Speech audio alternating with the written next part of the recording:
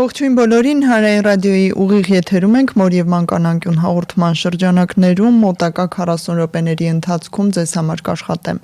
Ես լրագրող Լուսի Քոչարյանս եւ ֆրանսիական հոգեվելուծական դպրոցի հոգեթերապևտ մանկական հոգեբան Բանալի ընտանիքի կենտրոնի հիմնադիր Նայնե Իսրայելյանը, բարև ձեզ Տիկին Իսրայելյան։ Մինչև մեր զրույցին անցնելը ես հիշեցնեմ, որ arm.radio.am կայքի on-line ռեժիմով եւս մեզ կարող եք լսել, եթե ավանդական ռադիո ընդունիչը ձեռքի տակ չկա։ Տեսագրություն, ձայնագրությունները տեղադրվում են միևնույն կայքում, մոր եւ մանկան անկյուն բաժնում, եթե բաց եք թողնում ռադիո եթերը, կարող եք լրացնել այս կայքում եւ իհարկե կարող եք մեզ շարունակել հարցեր ուղարկել, հարգելի մամաներ, պապաներ, ինչու՞ չէ նաև տատիկ, պապիկներ, ընդհանրապես բոլոր նրանք, ովքեր երեխայի նրան մեծացնելու, նրա հետ առնչվելու հետ կապ ունեն։ Մենք անդրադառնում ենք ամենատարբեր ձեր ուղարկած գրավոր տեսքով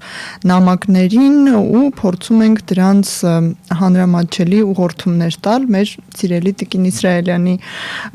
օգնությամբ իհարկե եւ գլխավորությամբ։ Ու մի այսպիսի հերթական հետաքրքիր նամակն ենք ստացել Տիկին Իսրայելյան, որ շատ կուզեի այսօր մանրամասն անդրադառնանք, որովհետեւ այս հարցը հաճախ հնչողներից է ու կարծես թե տարիք ունի 4-5 տարեկանի մոտ ծնողները բախվում են այս խնդրի հետ։ Հարցը հնչում է հետևյալ կերպ. կարող եք հոգեբանի հետ անդրադառնալ անդրշիրիմյան կյանքի գոյության չգոյության հարցին, ինչպես հասցնել երեխային, որ տարիքից սկսել բացատրել ընդհանրապես ինչ է մահը, այսքանը երևի սա բարդ հարցերի շարքից է ընդհանրապես, կարող ենք ընդհանրապես բարդ հարցերին էլ անդրադառնալ։ Հարցը բարդ է, հարցը միշտ կա բոլոր ժամանակներում, մարդը իր երեխա տարիքից բախվում է այն գիտելիքին, որը մեկ իրեն համար որոշակի տարիքից դառնում է հետաքրքիր, բայց անբացատրելի, եւ երկրորդը նա տեսնում է իր շուրջը անպայման մարդկանց, որոնք այլևս չկան, եւ տեսնում է մարդկանց, որոնք ծանր վերապրումների մեջ չեն այդ կորուստի առիթով, եւ այն բնազդով տրված մարդուն ճանապարհը, որով պետք է անցնի ամեն ծնունդ, ավարտվի մահով, դա դառնում է հետաքրքրության այնպիսի մի երևույթ, այնպիսի մի հարց, որը երեխաները առաջին կարևոր հոգեբանական հաստատումը պետք է անեն, ազատ պետք է լինեն ծնողին, հարգելի մեծին այդ հարցով դիմելու։ Այսինքն հնարավոր է ազատ չլինի երեխան այդ հարցով դիմելու, ինչու պետք է երեխան քաշվի այն հնչեցնել։ Ինչու։ Այն ընտանիքներում, որտեղ մահվան գաղափարի շուրջ, երևույթի շուրջ, արարողության շուրջ երեխայի նկատմամբ ստեղծում են գաղտնիություն, երեխային եւ որոշակի մասնակցեցնում են, որովհետեւ կա վերապրում, կա զգացում, կա հարաբերություն, որը երեխան տեսնում է, լսում է, բայց դրա հետ մեկտեղ իրեն փոքր համարելով կամ այդ իրավիճակում անգամ ավելորդ կարծելով բերում են երկմիտ վիճակի։ Երեխան ինչ-որ բան զգում է, ինչ-որ բան տեսնում է, ինչ-որ մասնակցություն ունի, բայց իրեն բացատրության դաշտը փակում են իրեն համար եւ անգամ անտեսում են որպես մասնակից։ Այստեղից ինչպիսի հաստատման ենք գալիս, որ երեխային ծանոթացնել կորուստի հետ, որը հենց կոնկրետ կոչվում է մահ, պետք է այն ներքին համոզման, որ դուք ինքներդ գիտեք դա ինչպես է, բնության մեջ գոյատևում ինչպիսի իրականություն է եւ ներքին համոզմամբ պետք է երեխային փոխանցել այնքան գիտելիք, ինչքան դուք եք կրում։ Ներքին համոզմամբ, այսինքն ոչ կասկածներով եւ ոչ մտահոգություններով, ինչ որ իրենով բավականին, այո, այնպիսի երևույթ է, մահը, կյանքի ավարտը, որը եւ մեր մեծերիս մեջ առաջացնում է հարցեր, առաջացնում է մտորումներ, առաջացնում է տարբեր զգացումներ, թե ինչպիսի կորուստ ենք ունենում, ինչպիսի մահ ենք ունենում շրջապատում, այնպիսի վերապրումներ էլ կրում են այն մեծերը, որոնք շրջապատում են երեխային եւ ինչքան իրենք են կարողանում պատկերացնել իրենց զգացումները, միտքը, վարքը այդ դաշտում, այնպիսին էլ պիտի կարողանան փոխանցել երեխային։ Նորից, իրենց զգացումները պետք է դարձնեն այնպիսի խոսք, որը երեխայի համար պետք է լինի ընդունելի, որը պետք է երեխային տա իրենց հետ միասին այդ գիտելիքի շուրջ ապահովություն, հա? Այսպես, եթե վստահենք, որ մահը դա այնպիսի ավարտ է, որ դրանից հետո էլ ոչ մի գոյության մասին խոսք լինել չի կարող եւ մեր մեջ դա կրում ենք որպես ավարտվեց, կյանքը տվյալ մարդու, այդպես էլ փոխանցում ենք երեխային այդ գիտելիքը։ Եթե ունենք ներսը համոզմունք, որ սա ընդհանրապես մարմնային ֆիզիկական կորուստ է, հոգին գոյություն ունի, նա մեր շուրջն է, նա մեզ հետ է, փոխանցում ենք այդպիսի գիտելիք։ Եթե ունենք անհանգստություն, որ ինքներս չենք կողմնորոշվում, սա ինչպիսին է, ես հաճախ ասում եմ, երևի թե վերջնական գիտելիքը կտա ամեն մարդուն իր այդ շեմը անցնելը, այդ ժամը, այո։ Որովհետև դա բնության այնպիսի մի հետաքրքիր գաղտնիքներից է մեզ համար, թե ինչպես ֆիզիկական մարմնից եւ հոգեկան մարմնից մենք ստանում ենք մեր մտքերը, զգացումները, համադրությունից վարքը, մեր բոլոր զգայականները մեզ համարել են որոշակի գաղտնիություն կրում իրենց մեջ։ Եթե անգամ դա ենք կարողանում երեխային փոխանցել, բայց փոխանցել ոչ վախով, ոչ անհանգստությամբ, այլ նորից բառը կրկնեմ, պատահական չեմ ասում, հետաքրքրությամբ, պարզ է, որ երեխան վստահություն կզգա մեր բացատրությունից, որովհետև մեր բացատրությունը իր համար կլինի մոտեցում, կլինի մահվան շուրջ իրեն զգացումների, մտքերի եւ վարքի ապահովություն, որովհետեւ այդպես են վերաբերվում այդ գաղափարին իրեն շրջապատող մեծերը։ Նա կդառնա իրեն շրջապատող մեծերից մեկը այդ հարցում։ Կարողացա բացատրել։ Այո, հատկապես շատ հատկանշական էր հետաքրքրությամբ պատասխանելու պահը, այսինքն ցույց տալ, որ դա մեզ էլ է հետաքրքիր, մենք էլ ենք դրա շուրջ մտածում եւ դեռ վերջնական պատասխան չունենք, փաստորեն սա էլ է պատասխան։ Մեծահասակներին շատ հաճախ թվում է, որ պատասխանը վերջնական համոզմունք ունեցող պատասխանն է, բայց փաստորեն ես դեռ չգիտեմ եւ ինքս էլ դեռ հետաքրքրված եմ այդ հարցում, սա էլ կարող է շատ լավ ապահով պատասխան լինել։ Եթե վախով չենք տալիս երեխային, այդ մեր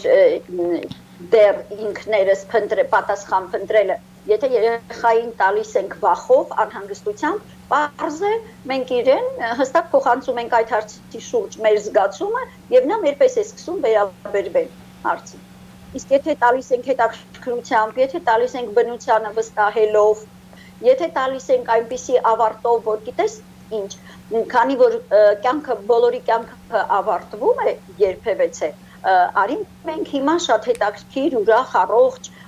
ապրենք, բերում ենք մեկ քայլ առաջ դեպի պոզիտիվ ապրելը շարունակական, այո։ Իհարկե,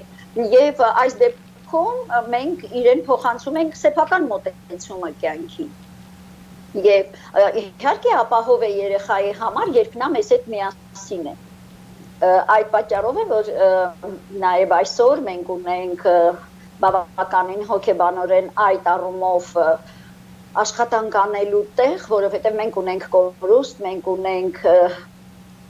ծանր ապրումներ այդ առիթով եւ երեխաներին, սա էլ անպայման ասենք, որ հին չափանիշներով ամեն դեպքում դեռ գործող երեխաները մահվան գաղափարի հետ, կորուստի հետ բախվում են էմոցիոնալ հոգեբանական իրենց համակարգը բախվում է 5 տարեկանից հետո։ 5 տարեկանից հետո նրանք սկսում են պատկերացնել դա եւ նորից նրանք ովքեր ազատ են հարցը տալու, կարծում եմ, որ այդ ժամանակվանից իրենց հետաքրքրությունը, թե դա ինչ է եւ ինչպես են մեծահասակները վերաբերվում այդ հարցին, նա մեզ հետ միասին, իսկ մենք արդեն ասել ենք միասին գաղափարը դա ապահովության կարևոր է շատ, երեխային օգնում է մեզ նմանվելով, մեզ հետ միասին այդ դաշտում իր գիտակ տեսնելու իհարկե ես ասում եմ ինքս շատ հուզվելով, որովհետև այսօր կարծում եմ այդ տխրությունը, այդ հուզմունքը բոլորս ունենք, դա այսօրվա մեր արտահայտված երևի թե զգացումներից մեկն է, բայց սա էլ պետք չի երեխաներից միանշանակ թաքցնել, պետք է կարողանալ գտնել իրենց համար բառեր, խոսքեր, որոնք նորից հաստատում եմ, պետք է լինեն մեր միջով լիարժեք անցած, չպիտի լինեն վերացական, չպիտի լինեն վախեցած նաև երեխային, այո, վախեցած, չպիտի լինեն երեխային վանող, ինչու։ Սա հոգեբանական եւս մեկ այնպիսի եզրակացություն է, որը կարծում եմ բոլոր հարցերում գոյություն ունի, որպես բանաձև, հոգեբանական բանաձև, այստեղ առավել եւս։ Եթե մենք երեխային տալիս ենք կյանքի վերաբերյալ գաղտնիք, կյանքի վերաբերյալ այնպիսի մի երևույթ, որը ասելիք չի, որից երեխային վանում ենք, որից երեխային հերվացնում ենք, երեխան ինքը անպայման սկսում է պատասխաններ փնտրել եւ հաճախ այդ պատասխանները կարող են լինել ավելի համարյա այդպես էլ լինում է, ավելի վախեցնող, ավելի դեպի վատը տանող, որովհետև երեխան շատ պարզ մտածում է, եթե ինձ մեծերը չեն բացատրում, եթե ինձանից մեծերը թաքցնում են այն գիտելիքը, որը իրենք գիտեն, բայց ինձ չեն ասում, կնշանակի դա շատ վատ, վախենալու գիտելիք է։ Ուրեմն մի բան կա այդտեղ։ Այո, մի բան կա, վատը, վախենալուն եւ դրա համար իրենք ինձ դա չեն ասում եւ երեխան անպայման հետաքրքրվելով դրանով սկսում է փնտրել պատասխաններ տարբեր տեղերում։ Քանի որ այսօր մենք շատ ունենք, առաջներում մենք կասենք եւ նա դա կփնտրի Բաքվում, ընկերների, հասակակիցների հետ։ Չէ, այսօր այդքան էլ չէ։ Բակ կոչվածը դա շատ մեծ մի ինտերնետ բակ է, որտեղ երեխան կարող է այդ ամենը գտնել, տեսնել։ Տեսեք, ես այսօր հաճախ հանդիպում եմ 6-7 տարեկան երեխաների, որոնց ականջին մահ, կռիվ, այդպիսի բառերը պատերազմ հնչել են եւ եթե բացատրություն չեն ստացել, իրենք ինտերնետում փնտրում են բոլոր որակի այդ բառերին համապատասխան սյուժեներ, բացատրություններ, մեկնություններ, բացա կլինի, այո, իրական այդպիսի կադրեր կլինեն եւ իրենք փորձում են այդպես հասկանալ, թե ինչ է նշանակում այդ բառերը, որոնցից մեծերը իրենց փորձում են հեռու պահել։ Այնպես որ եկեք որոշենք, որ իհարկե երեխայի հետ այդ մասին պետք է զրուցել, ինչպես հարցներ տրված Անդր Շիրիմյան կյանքի մասին, մահից հետո, ֆիզիկական մահից հետո թե ինչ է լինում այն հարազատի հետ,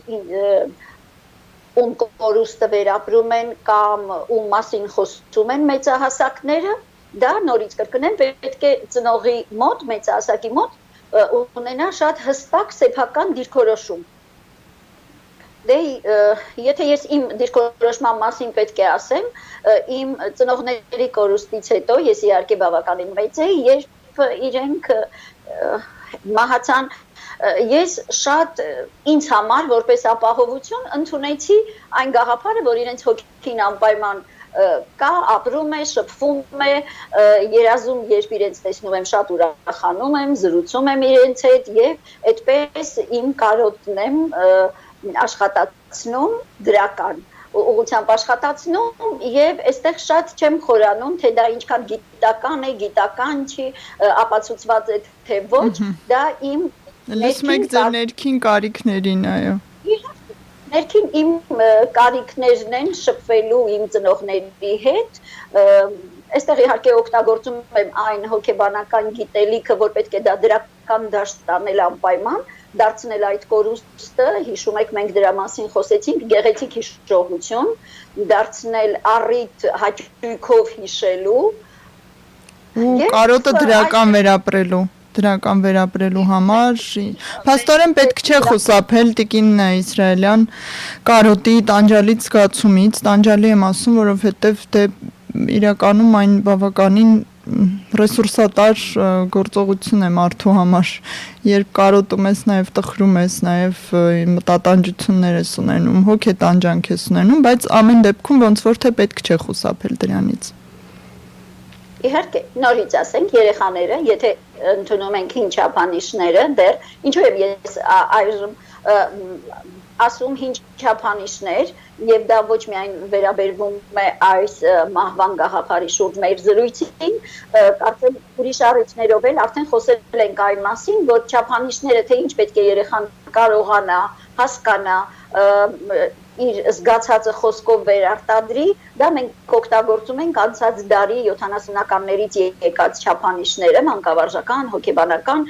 բժշկական այն չափանիշները, որոնք բնութագրել են երեխաների կարողությունը եւ անկարողությունը, այժմ պետք է ասենք, որ մենք ունենք նոր երեխաների սերունդ, նոր կարողությունների եւ անկարողությունների նոր բազմաթիվ խոսքի դաշտում գտնվող երեխաներ եւ կարծում եմ, որ արդեն ժամանակն է մենք վերանայենք այն չափանիշները, տեսեք մոտ որ առաջ էին տրվում, որ սերունդն ենք երեխաների գնահատում այդպես եւ կարծում եմ, որ այսօր նոր գնահատականների, նոր ստանդարտի կարիք ունենք երեխաների համար, որովհետեւ տեսանելի շատ հարցերում իրենք շատ ավելի ունակ են այդ սանդղակի համար, իսկ շատ հարցերում դեռ չունեն ձևավորած կարողություն, որովհետև իմ ուսումնասիրություններն են ասում, որ շատ այդպիսի անկարողություններ իրենց մոտ ոչ կենսական են, այլ սոցիալական, իրենց դա չեն սովորեցրել, այդպիսի ծնողները կամ այն մեծահասակները, որոնք իրենց շուրջն են, այդպիսի կարիքների բավարարման կարողություն չեն տեսնում, ակտուալ չի, չեն տեսնում կարիք երեխային դա սովորեցնելու եւ հաճախ երեխան այդ պատճառով դա չի կարող։ Այնպես որ իհարկե այստեղ նորից եթե գալիս ենք այն հարցին, որից սկսեցինք մեր զրույցը, իհարկե երեխաները այսօրվա եթե 5 տարեկանից հետո պետք է հետաքրքրվեն այդ հարցով, թե ինչ է նշանակում մահ եւ ինչու երկու այսպիսի կարծում եմ դաշտ կա, որտեղ իրենք դրա մասին սկսում են ակտիվ մտածել, մեկ դաշտ դա որևէ հարազատի կամ այսօր մեզ համար բոլոր այդ տղաները, որոնք մարտնչեցին, որոնք մեր հերոսներն են, իրենք էլի մեր հարազատներն են, մենք բոլորս խոսում ենք այդ մասին, մենք բոլորս ցավ ենք ապրում եւ դրա համար հարազատ ասածը ես ավելի զգացմունքային դաշտի մեջ եմ տեսնում եւ ոչ միայն հենց տանը պատահած այդ մահը։ Այնպես որ եթե մեկ այստեղ երեխաները եթե շփվում են այդ առիթի հետ իրենք պետք է այստեղ արդեն ձևավորեն հետաքրքրություն եւ տան հարցեր եւ ունենան պատասխան, երկրորդ իրենց համար արդեն շատ կարեւորված մի դաշտ, դա իրենց սեփական հիվանդության դեպքում, իրենց սեփական կյանքի նկատմամբ ծնողի վախերի անհանգստությունների դեպքում հանկարծ մի բան չպատահի այսպիսի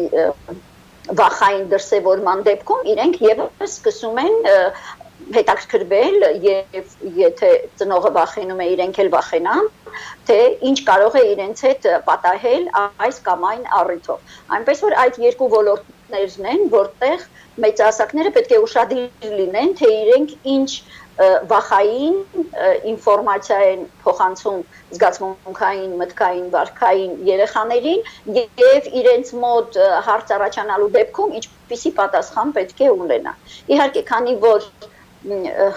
մյուս բոլոր առիթներով էլ մենք ասել ենք ելքը պետք է լինի պոզիտիվ, անպայման երեխային պետք է ողջորենք, օգնենք հաճույքով ապրելու, հաճույքով խելացի լինելու, ուժեղ լինելու,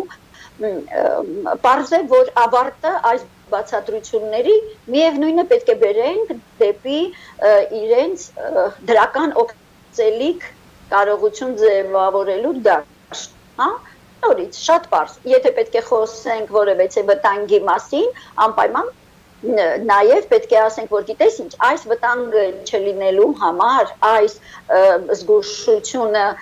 ձևավորելու համար, արի մենք այսպիսի լավ բաներ անենք, կարդանք, սովորենք, հարցնենք, հա, կամ այսպես պաշտպանվենք, եթե դա ֆիզիկական դաշտի է, բացատրություն է, շատ բարձր տեղի չբարձրանանք, այնտեղ ինչպիսի ունենք վտանգներ երեխաների համար, սուր գործիքների հետ զգուշ լինենք,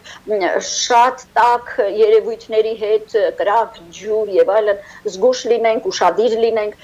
բայց դրանք պետք է լինեն պոզիտիվ դաշտի մեջ երեխայի համար, ոչ թե որ դու չվնասվես կամ ավելի վատ, որ վախենալու բան չլինի, մահ չլինի, այլ հակառակը, որ դու առողջ լինես, որ դու ուժեղ լինես, որ դու ապահով լինես, որ չցավեցնես քեզ, հա, այդպիսի բացատրությունը երեխային օգնում է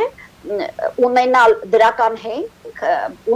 այս հարցի շուրջ ունենալ պատասխան, թե ինչ կարող եմ ես անել, ինչ պետք է ես անեմ, որ լավը զգամ ինչ եւ այս դեպքում եթե մենք կխոսենք արդեն իրեն հետաքրքրող վտանգի մասին անպայման հետ բերելը դեպի ապահովությունը իրեն կօգնի եւ հարցը չի մնա իրեն համար օդում կախված ուրիշ տեղերից ստանալիք ես հիշեցնեմ որ մոր եւ մանկանակյուն հաղորդաշրջանակներում զրուցում ենք մանկական հոգեբան ֆրանսիական հոգեվելուծական դպրոցի հոգեթերապևտ Նայինե Իսրայելյանի հետ եւ մի այսպիսի հետաքրքիր շեշտադրում Տիկին Իսրայելյան քանի որ գիտենք հոգեբանությունը ճյուղ է եղել փիլիսոփայության եւ մեր զրույցները շատ հաճախ նաեւ ստանում են հոգեփիլիսոփայական այսպես վերլուծություններ, մեկնություններ, քանզի հարցում հենց Անդր Շիրիմյան կյանքի գոյության եւ չգոյության հարցեր ձևակերպված ես պատկերացրի, որ դա շատ հաճախ կապված է լինում նաեւ հավատքի, հավատացյալ լինելու, եկեղեցու որևէ հետևորդ լինելու եւ անխուսափելիորեն սրա հետ է շփվում երեխան։ Ինչ է առաջարկում հոգեբանությունը կամ հոգեվերլուծությունը, ինչպես կարելի է երեխային ներկայացնել հոգու գոյության, հոգեկանի աշխատանքի ընդհանրապես ինչ է ասում, հոգեբանություն ինչ է ասում մարդու հոգու մասին եւ ինչու են մարդիկ հավատքը ստեղծել կան ինչ որ տրված դրույթներ կամ համոզմունքներ Այս դեպքում շատ խորը փիլիսոփայության մեջ կմտնենք, որի ակունքներում են այնպիսի իրար բախվող որոշ դեպքերում նաև բացառող Դե առանց դրա այո ոչինչ չկա Իհարկե ես այս հարցում ինքս հենվում եմ անպայման բնության զորեղ լինելուն եւ շատ հարցերում իմ պատասխանը լինում է տեսեք ինչ հետաքրքիր է բնությունը եւ բնության մեջ մենք ինչպիսի ունենք դրսևորումներ իսկ այն ամենը ինչ վերաբերվում է հոգուն իհարկե դա դեռ բոլորիս համար այն հավատալիքն է, այն մոտեցումն է, որը նաև սերնդեսերունդ է փոխանցվում մեծերից փոքրերին, որի մեջ կա եւ գիտություն եւ պրակտիկ փորձ կյանքի ընթացքում եւ այդ է պատճառը, որ ես ունեմ այսպիսի մոտեցում, ինչպես իրեն զգում է այդ դաշտում ծնողը, այնպիսի մոտեցում էլ պետք է տա իր զավակին, որ զավակը նրանց միջև շատ խոր դիսոնանս նաև չգնա Իհարկե, եւ այն դեպքում, երբ ծնողը ինքն էլ չունի այդ բևեռացումը, կա չկա այսպիսի բևեռացման մեջ չի գտնվում, այլ վստահում է նրան, որ բնությունից մեզ տրված է մի մեծ ներաշխարհ, որը կոչվում է հոգեկան, եւ այդ աշխարհը ունի բազմաթիվ հարցեր նաև մեր մեծերիս համար եւ այն ապահովությունը, որտեղ մենք ազատ ենք այդ հարցերը տալուն եւ ազատ ենք բնությանը վստահելուն եւ ես կարծում եմ, որ այստեղ արդեն մոտեցումները եւ հավատքի եւ տարբեր ուղղությունների եւ հոգեբանական տարբեր դպրոցների ուղղությունների իրենք բոլորը ունեն գոնե մեկ այնպիսի հաստատում, որ բնության մեջ ամենակարողը բնությունն է եւ բնության մեջ մարդ լինելու վստահ եւ պաշտպանված մարդ լինելու կարողությունը դա գիտելիքը սիրելն է, ընդհանրապես սիրելը գիտելիքի դաշտում փնտրել, գտնել, հաստատել, հետաքրքրվել եւ այս ամենը երեխայի մեջ մենք պետք է դնենք եւ չտանենք դեպի փակուղիները, այսպես է եւ վերջ, դու ինքդ մի մտածիր, դու ինքդ մի փնտրիր կամ չգիտեմ, սա քո մտածելիքը չէ։ Դու դեռ փոքր ես, միևնույնն է չես հասկանում, Դու դեռ փոքր ես։ Դրանք բոլորը փակուղիներ են, դրանք փակում են երեխայի դաշտը եւ տեսեք այնտեղ որտեղ մենք երեխային ոչ միայն տանը, ոչ միայն ծնողները, այլ նաեւ այն մանկական հաստատություններում, որտեղ երեխաներին օգնում ենք իրենց կարողությունները ճանաչել, որտեղ երեխային օգնում ենք այն եռանկյունին, որի մասին հաճախ ենք խոսում, զգալ, հասկանալ եւ կարողանալ դա ձևավորել տարբեր հաստատություններում մանկական եւ իրենց այդ լինելու վայելքը օգնում ենք երեխան զգա այնտեղ որտեղ իր տարիքին համապատասխան իրեն մեծահասակը գիտելիք է տալիս երեխաները այդտեղ այդ վայրերը շատ սիրում են եւ այստեղ է որ ավակ սերնդի եւ երեխաների միջեւ առաջանում է հոգեկան կապ, հոգեվոր դաշտ եւ երեխաները շատ սիրում են այդպիսի մեծահասակներին, շատ սիրում են այդ վայրերը, շատ սիրում են այդ հաստատությունները, որտեղ իրենց համար մեծահասակը հոգեվոր արժեք է։ Իսկ այնտեղ եւ հետաքրքիր ինֆորմացիայի աղբյուր։ Իհարկե, իսկ այնտեղ որտեղ երեխաները տեսնում են միայն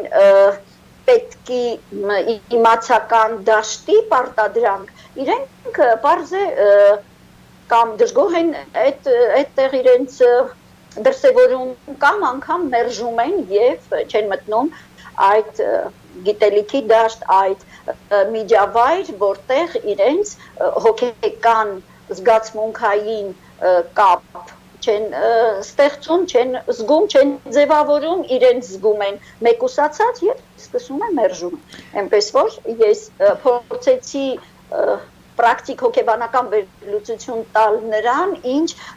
մարդ էակը իր ստեղծման, այսպես ասենք, պահից փորձում է հասկանալ իր մեջ, թե ինչպիսին են իրեն զգացումների այն համակարգը, որտեղ է դա տեղավորված եւ ինչպես է օգնում իրեն ապրել, լինել, դա կարծում եմ, որ այն հարցերից է, որտեղ մեկ պատասխան չունենք։ Պատասխանը հոգեբանի մտածելն է։ Մտածելն է, հետաքրքրացնելը եւ երեխայի հետ այդ դաշտում միասին լինելը։ Ընդ որում, Տիկին Իսրայելյան, հոգեկան կապին առաջնություն տալը։ Իդեպ Տիկին Իսրայելյան կապ կներեք Լուսինե, այնտեղ որտեղ կա մեծահասակ երեխա հոգեկան կապ, դրական հոգեկան դաշտ, այնտեղ եւ վարքը, եւ միտքը, եւ հարաբերությունները անպայման լինում են ներդաշնակ։ Միանգամայն համաձայն եմ եւ ուզում եի ձեր ասած մտքին լրացում ու հարց նաեւ տալ, դուք նշեցիք երեխաները շատ են սիրում այն միջավայրերը եւ այն մեծահասակներին, ովքեր իրենց թույլ են տալիս մտածել, հետաքրքիր տեղեկությունների աղբյուր են, պատասխաններ ունեն, ոչ թե չգիտեմ, դա քեզ չի վերաբերում եւ այլն։ Սովորաբար այն ծնողներն, ովքեր փակուղի տանող պատասխաններ են տալիս, նաև չեն սիրում, երբ այլ մեծահասակներ են հեղինակություն դառնում ինչ որ առումով իրենց երեխայի համար, այսինքն ստացվում է մի տեսակ էլի արատավոր շրջան, այդպիսի ծնողները չեն տալիս ինֆորմացիա եւ պատասխաններ, բայց չեն էլ սիրում, երբ ուրիշ մեծահասակներ են դրանք տալիս։ Ինչ կարելի է անել սրա հետ։ Ընդհանրապես կարող են այդպիսի ծնողները գոնե փոխվել։ Իհարկե կարող են, այստեղ կարծում եմ այն եւս բնությունից եկող բնազդային մրցակցային դաշտն է առաջ գալիս, երբ ծնողը սկսում է իրեն վատ զգալ, անկարող զգալ համեմատ այն մյուս մեծահասակի, որը ըստ իրեն կարող է, եւ այստեղ ես անկարող եմ, նա կարող է, ցավոք, այդպիսի մրցակցության մեջ ոչ թե աշխատում են ինքնուրույն դառնալ կարող, այլ իրենց միասինը երեխայի համար ապահովում են, արի մենք միասին անկարողների մեջ լինենք, իսկ այդ անկարողությունը այսպես չցուցադրելու համար գտնում են բացատրություններ իրենց համար, տարբեր բացատրություններ, հոգեբանական լեզվով դրանք փոխարինումներ են, կոմպենսատոր ինչ-որ բաներ։ կոմպենսատոր իհարկե, որով արդարացնում են անկարողությունը։ Այստեղ մեծահասակներով, մասնագետ մեծահասակներով պետք է կարողանանք ստեղծել դրական դաշտ, մեր դեպքում դուք գիտեք Լուսինե ջան, մենք բարբերաբար անում ենք ծնողական կրթության այդպիսի հավաքներ, զրույցներ, որոնց ժամանակ ծնողին դրական միջավայրում զրույցի տեսքով փոխանցում ենք գիտելիք, որը չի հնչում կտրուկ, այսպես դուք չգիտեք, եկել եք, որ ես ձեզ սովորեցնեմ, այլ հնչում է որպես, որովհետև եկեք մտքեր փոխանակենք, այո, պայմաններ են, միասին սկսում ենք հարցի շուրջ պատասխաններ գտնել եւ այդպիսի ծնողները ստանալով կարողություն, այդ դրական միջավայրում ստանալով կարողություն, ավելի վստահ են իրենց զգում եւ այն դեպքում, երբ իրենք արդեն հասկանում են, որ իրենք էլ կարող են, բայց այդ կարողության համար իրենց ավել գիտելիք է պետք, արդեն մրցակցությունը բավարարված է այստեղ եւ ավելի հաճույքով են դիմում նոր գիտելիքի։ Այնպես որ այսպես պետք է օգնել ծնողներին, այնինչ մենք ձեզ հետ անում ենք արդեն 4 տարին լրացավ։ Դրանից առաջ էլ շատ այլ բաների պրոյեկտների մեջ են կարել։ Ռադիո առաքելության, շատ ճիշտ է, եւ մյուս բոլոր առիթներով այսպես փորձում ենք ծնողներին դարձնել վստահ, որ իրենք եւ կարող են գիտելիք ստանալու դաշտում ազատ զգալ իրենց, ոչ օգնում ենք, եկեք նորից գնանք դեպի դպրոց եւ ասենք, որ այդպես պետք է նաեւ երեխաներին մոտենալ եւ արդեն բացարձակ ժամանակն է նոր դպրոցի մասին մտածելու, այսօրվա դպրոցի մասին մտածելու, որտեղ պետք է օգնենք եւ երեխաներին տանք ազատ կարող լինելու եւ ազատ կարող լինելու դեպքում նոր գիտելիքների դաշտ վստահ համարձակ մտնելու գիտելիք պետք է սովորեցնենք, ինչպես հիշում եք իմ այդ սլոգանը, սովորեցնենք սիրել սովորելը։ Սովորելը սա նաեւ ծնողներին է վերաբերում։ Իհարկե, եթե մենք մայրիկներին վստահեցնում ենք, որ դուք կարող եք ուղղակի ձեզ պետք է տվյալ ուղղությամբ ավելի շատ գիտելիքներ ստանալ, որովհետև դա հիմա է ձեզ համար կիրառական, պետք չէր եւ անպայման չէր դա բացարձակ իմանալ, մոտեցումներ պետք էր ունենալ, բնությունից տրված, բայց բացարձակ չէր այն գիտելիք իմանալը, եթե դուք դեռ մայրիկներ չեք, իսկ հիմա, քանի որ դուք արդեն կարողացել եք, դարձել եք մայրիկ եւ կարող եք շատացնել ձեր պրակտիկ գիտելիքը երեխա մեծացնելու դեպքում եւ ձեր հաճույքը մայրիկ լինելու, եթե տալիս ենք այդ վստահությունը, իրենք հաճույքով այդ դաշտը ուսումնասիրում են եւ նոր կարողություններ գտնում են եւ փոխանցում են իրենց երեխաներին։ Նորից այնտեղ երեխաները վստահ մեծանում, որտեղ մայրիկը վստահ է գիտելիք ստանալու հետաքրքրություն դրսևորելու հենց երեխայի հետ միասին եւ երեխայի ներկայությամբ։ Հենց դրա վերաբերյալ հարց Տիկին Իսրայելյան, քանզի մեզ հիմա լսում են ռադիո եթերով, բայց կապի մեջ են նաև կարող լինել ինձ հետ Facebook-յան Messenger-ով, իդեպ բոլոր ունկնդիրներին ես առաջարկում եմ ինձ հարցեր ուղղել, որոնց կուզեք անդրադառնանք մեր եթերների ընթացքում, դրանք կարող են լինել ամենատարբեր բարդության եւ այսպես խնդրահարույց հարցերի շուրջ մի քաշվեք եւ դիմեք մեզ, մենք շատ հարամատչելի լուսաբանում ենք ստանում մեր սիրելի Տիկին Իսրայելյանի կողմից։ Մի մամա գրում է, որ ինքը իր տղան սկսել է, կարծես թե 5 տարեկանին է մոտենում, սկսել է արդեն հարցեր տալ մեռնելու եւ մահվան վերաբերյալ, բայց ինքը դեռ վախենում է պատասխանել այդ հարցերին, ինչու, որովհետեւ իր հերթին վախենում է, որ տղան վախ կձեռք բերի այդ երևույթների նկատմամբ, որովհետեւ ուրիշ մամաներից լսել է, որ բալիկների մեջ հանգստություն է մտնում, որ վայ փաստորեն մաման, պապան ի վերջո ինչ որ մի օր հասնելու են մահվան։ Մի խոսքով այս մտքերը սերմանելուց վախենում է մամա եւ չի փոխանցում ինֆորմացիան, վախերի շարանի հետ ոնց որ թե գործ ունենք։ Բարդ է դուրս գալ այդպիսի շղթայի միջից իդեպ։ Սկզբից պետք է աշխատել վախերի շուրջ, մենք դրա մասին խոսել ենք, կարող ենք նորից մեկ թեմա նվիրել վախերին, վախը դա զգացում է, որը եթե մեր մեջ կա այն քանակի, որ արտահայտվում է հաճախ եւ արտահայտվելու դեպքում դառնում է կիրառական, մենք դա տեղադրում ենք տարբեր երևույթների կամ առիթների վրա, դա մեզ հուշում է մասնագետներից, որ սկզբում պետք է աշխատել վախի հետ որպես զգացում, հասկանալ որտեղից է այդ քանակը, որ սկսում է խանգարել եւ դրսեւորվել մտքերի եւ վարքի մեջ։ Եվ այն դեպքում, երբ տվյալ մայրիկի համար հասկանանք, թե ինչու է նա վախենում այդ մասին խոսելիս, ինչու է նա ընդհանրապես երեխային գիտելիք տալու դաշտում շատ այսպես ինչքան ես իր գրածից հասկացա, ուղղված դեպի վախերի կամ վատ դեպքերի ուրիշ փորձառություններ ունի, ահա։ Ուրիշ փորձառությունների դեպքում, այո, եւ ինչու հակառակը իր հենքը չեն այն վստահելի դեպքերը, այն հաջողված հարաբերությունները, մայր եւ զավակ, որտեղ կարելի է օգտագործել այդ դրականը եւ ոչ թե հենվել այն վախենալու բացասականին եւ սեփական վախը երեխային կամ փոխանցելու կամ չփոխանցելու համար փակել այդ դաշտը։ Իսկ այն, որ այո, այս տարիքում երեխաների մոտ հաճախ առաջանում են այդպիսի հարցեր, թե իսկ եթե իմ հայրիկը կամ մայրիկը, այդ փոքր տարիքում ավելի շատ մայրիկը մահանա, ես ինչ կանեմ,